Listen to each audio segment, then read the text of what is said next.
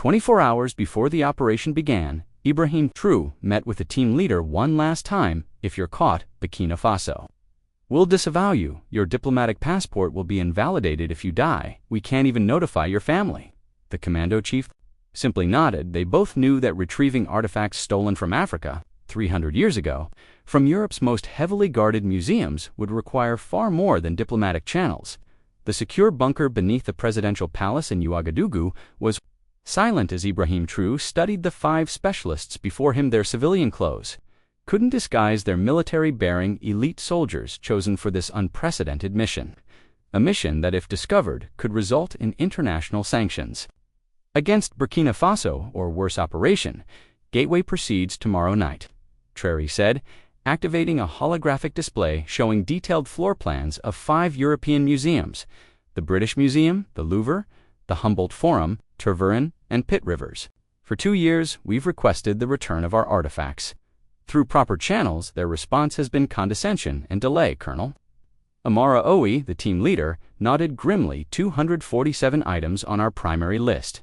Mr. President's sacred objects taken during colonization and now coming home. True, replied Dr. Numa. We'll brief you on the cultural protocols for handling each artifact. Deloo has prepared your electronic counter measures. Mensa has analyzed all security systems. Sonu has established your extraction routes. The team's faces revealed no emotion, but Traoré knew what this mission meant to each of them personally. Nkrumah's great-grandfather had been the guardian of a ceremonial drum, now displayed in London. Mensa's village still performed dances around an empty altar where a sacred mask had once rested before French troops took it in 1897. These weren't just historical objects. They were living connections to ancestors, spiritual foundations of communities still practicing their traditions. What we do tonight, we do not for Burkina Faso alone, but for all of Africa. Traoré concluded questions there were none. The plan had been rehearsed for months. Each team member had created cover identities, visited their target museums, repeatedly mapped every security measure. As the team filed out, Traoré called Colonel Aoi back. Amara. Golden mask, the mask of Moyo Naba, my grandfather, was its guardian. Before French troops took it, it's not in any museum. It's in the Devo Foundation's private collection in London, a side mission. Owie said high risk, completely optional. Traoré clarified. Owie studied the photograph, then nodded. Consider it done, Mr. President. That evening, while his team made final preparations, Traoré stood alone on the palace balcony, contemplating the magnitude of what they were about to attempt. The political and diplomatic risks were enormous. If discovered, his country would face severe international consequences. His presidency, perhaps even his freedom, hung in the balance. Yet the stories his grandfather had told him of French soldiers tearing the sacred mask from his hands, of community elders weeping as their spiritual treasures were loaded onto colonial ships of ceremonies left hollow without their sacred objects. These memories outweighed any personal risk. Some, justice cannot wait for diplomatic convenience. He murmured a phrase his mentor had often repeated at 2:14 a.m. in London. Curator Dr. Elizabeth Harlow was working late at the British Museum preparing an exhibition called Treasures of the Colonial Era. She didn't notice the slight flicker of the security monitors or the momentary disruption in the building's power grid. In the security room, guard James Thornton suppressed a yawn as he scanned the bank of monitors. Had he been more alert, he might have noticed the 3-second loop in camera 14's feed, a digital fingerprint of intrusion so subtle that only the most sophisticated systems would detect it. By the time the first alarm triggered at 2:17 a.m., Colonel Owie's team had already accessed the African galleries and secured their primary targets. Dr. Nkrumah whispered traditional phrases of respect as each sacred object was placed in custom-designed preservation containers, ironically far superior to the museum's display cases in terms of temperature and humidity control. Diallo maintained electronic countermeasures, temporarily blinding security systems just long enough for the team to complete their work. Mensa disabled and re-enabled pressure sensors with such precision that the system registered no interruption for minutes after entering the gallery. They had secured 17 priority artifacts. Similar scenarios were unfolding simultaneously in Paris, Berlin, Brussels, and Oxford.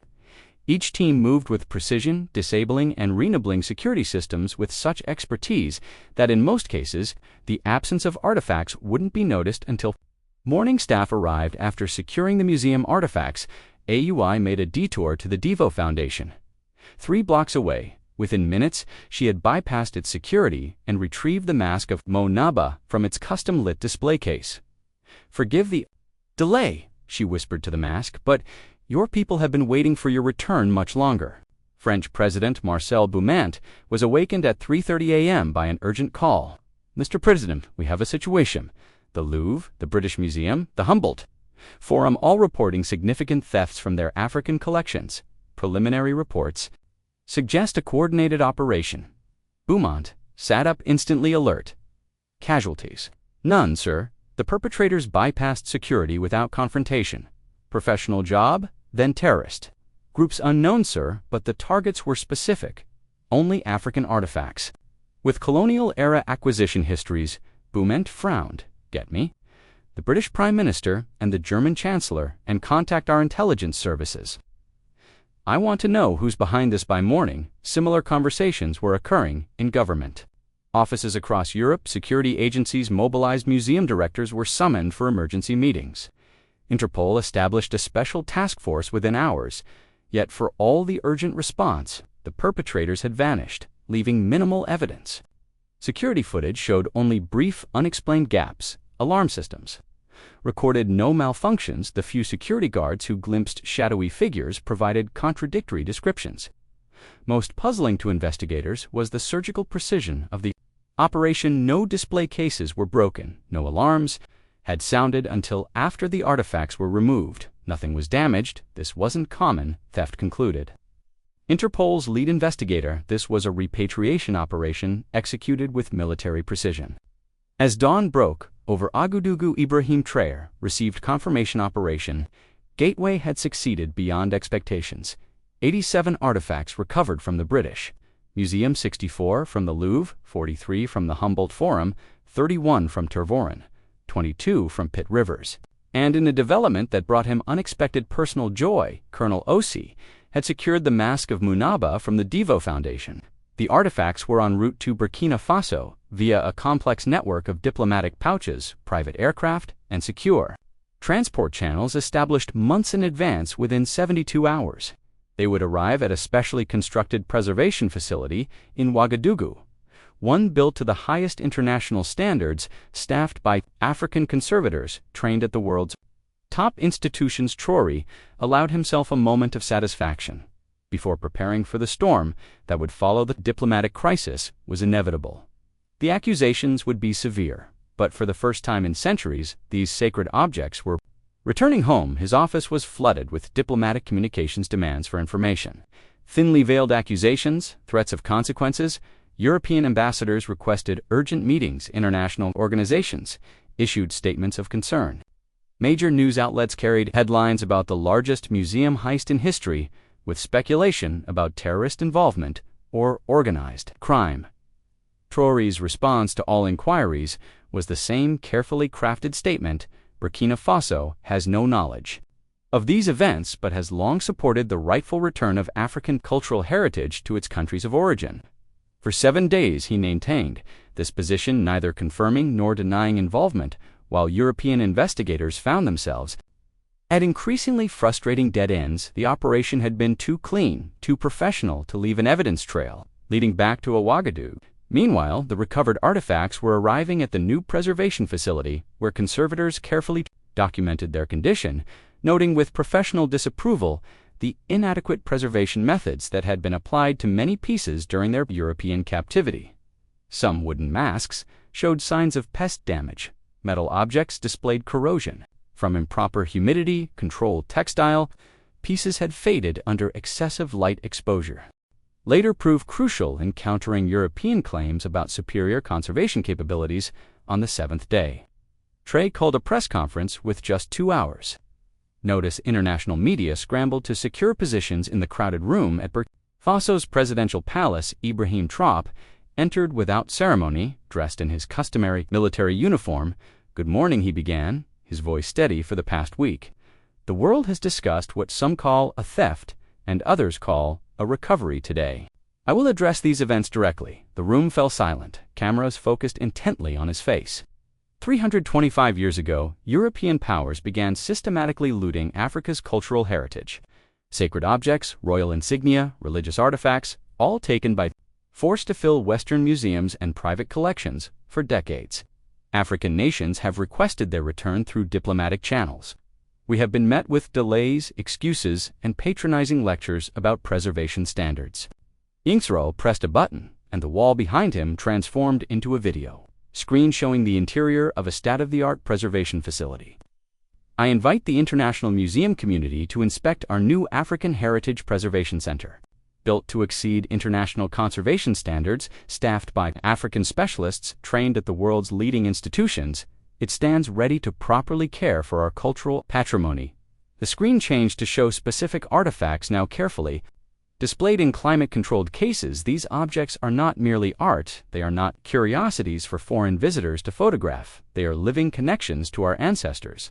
Integral components of ongoing cultural practices, the foundation of our spiritual and historical identity. His expression intensified. Borin also acknowledges its role in recovering these artifacts. We do so without apology. What was taken by force has been returned by precision. No one was harmed, nothing was damaged.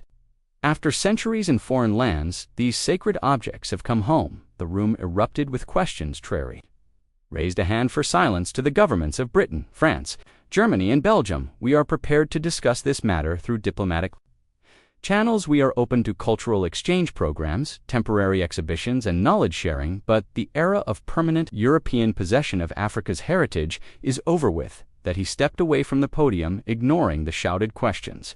As he exited, the international response was immediate and polarized. European governments issued formal condemnations. The British Prime Minister called it a criminal act against world heritage. The French president demanded immediate return of stolen cultural property. Museums released statements expressing concern for the proper preservation of irreplaceable artifacts. Interpol launched an investigation. Security footage was analyzed. Diplomatic pressure mounted on African nations suspected of involvement, yet alongside the official outrage, another narrative was emerging. Museum curators quietly acknowledged the superior conservation conditions at Burkina Faso's new facility. Art historians noted the ethical questions surrounding colonial-era acquisitions. Cultural rights advocates praised the return of sacred objects to practicing communities. In the weeks that followed, the international community grappled with the implications of what media had dubbed the Great Repatriation. Legal experts debated museums, reassessed security. Governments issued threats, then tentatively opened dialogues. Three developments proved particularly significant. First, several African nations publicly supported Burkina Faso's position with Nigeria, Ethiopia, and Egypt, suggesting they might pursue similar measures if diplomatic requests continued to be ignored. Second, public opinion, particularly among younger generations, globally showed surprising support for the repatriation, with hashtags like "Bring Them Home" and "African Artifacts Return" trending across social media platforms. Third, and most unexpectedly, renowned international conservation experts who visited Burkina Faso's new preservation facility reported that the recovered artifacts were in fact receiving superior care compared to their previous conditions in European institutions. 2 months after the operation, Ibrahim Traoré received a private message from the British Prime Minister requesting a confidential meeting. In Geneva, similar communications arrived from French and German leaders. The tone had shifted from demands to diplomacy. The Geneva Conference, as it came to be known, marked a turning point in the relationship between European museums and African nations. Over 5 days of intense negotiation, a framework emerged for addressing colonial-era acquisitions. Ibrahim Traoré, now recognized as the driving force behind this historical reckoning, presented African demands clearly: full repatriation of sacred and royal artifacts, shared stewardship of certain historical items, and formal acknowledgement of the colonial looting that had dispersed Africa's heritage. European representatives, initially resistant, gradually shifted their position as Traoré presented detailed evidence of the superior conservation methods at the new African facilities, the cultural importance of the artifacts to living communities, and most persuasively, documentation of how many museums had neglected these treasures while refusing to return them. On the final day, a landmark agreement was signed: the Heritage Repatriation and Cultural Cooperation Accord its provisions would transform the museum world, a scheduled return of over 32,000 African artifacts. Over 5 years, joint conservation programs, funding for African preservation facilities, and new models for international exhibition that respected originating cultures leaving the conference. The French culture minister was overheard, remarking to a colleague, "Traoré has accomplished in 3 months what diplomatic channels couldn't achieve in 50 years. 1 year later, Ibrahim Traoré stood in Burkina Faso's new National Museum of Cultural Heritage. Around him, visitors moved reverently through galleries, displaying artifacts that many had previously seen only in photographs, sacred objects. Their grandparents had told stories about treasures that connected them to their ancestors. The museum had become a symbol of African cultural renaissance, attracting visitors from across the continent and beyond. More significantly, it had inspired similar institutions throughout Africa as the repatriation process continued in a quiet corner away from the main galleries. Traoré paused before a special display. The mask of Mo Naba, his grandfather's sacred charge, finally returned beside it. Stood an elderly man, tears streaming down his face. "My father spoke of this mask," the man said softly, not recognizing Traoré without his presidential attire. "He said its return would signal a new era for our people." Traoré nodded. "And has that new era begun?" "Elder." The man considered this, then smiled. "Yes, not just because the mask has returned, but because we brought it back ourselves. We did not ask permission. We did not beg. We acted as a sovereign people, reclaiming it is rightfully ours." As Traoré moved to leave, the man asked, "Do you think the Europeans have learned from this?" Traoré paused. "Some have, others resist, but the important thing is that we have learned that our heritage is worth fighting for, that our demands deserve respect, and that when diplomatic channels fail, decisive action succeeds." 5 years after Operation Gateway, the landscape of international cultural heritage had been fundamentally transformed. The Heritage Repatriation Accord had expanded to include museums in North America, Australia, and Asia. Over 18,000 African artifacts had been returned to their countries of origin, with thousands more scheduled for repatriation. The precedent established by Burkina Faso had inspired similar movements. Worldwide indigenous communities in the Americas, Aboriginal groups in Australia, and formerly colonized nations in Asia had successfully negotiated the return of their cultural patrimony using the framework established by the Accord. Ibrahim Traoré had become an international figure, invited to speak at prestigious universities and global forums about cultural sovereignty and historical justice, yet he remained focused on his primary goal: building Burkina Faso into a model of African self-determination. The National Museum had expanded into a cultural heritage complex, including research facilities, conservation laboratories, and educational centers that attracted scholars and students from around the world. Burkina Faso's expertise in artifact preservation had become internationally recognized, inverting the colonial narrative that Africans couldn't properly care for their own heritage. Most significantly, the artifacts themselves had been reintegrated into the cultural life of their communities, the sacred drums of the Bobo. People once more called to ancestors during ceremonies. The royal staff of the Mossi kings again stood as a symbol of legitimate authority. The masks of the Boa danced in festivals for the first time in generations, what European museums had treated as static art objects had become once again living components of vibrant cultural traditions. As evening fell, Traoré stood on his office balcony, watching the lights of the cultural heritage complex glow in the distance. He thought about his grandfather, who had died never knowing what happened to the sacred mask he had sworn to protect. He thought about generations of Africans who had lived and died without seeing their cultural treasures. "We did it," he whispered to the night air. "We brought them home." In museums across Europe, empty display cases bore small plaques. "This artifact has been returned to its country of origin as part of the Heritage Repatriation Accord."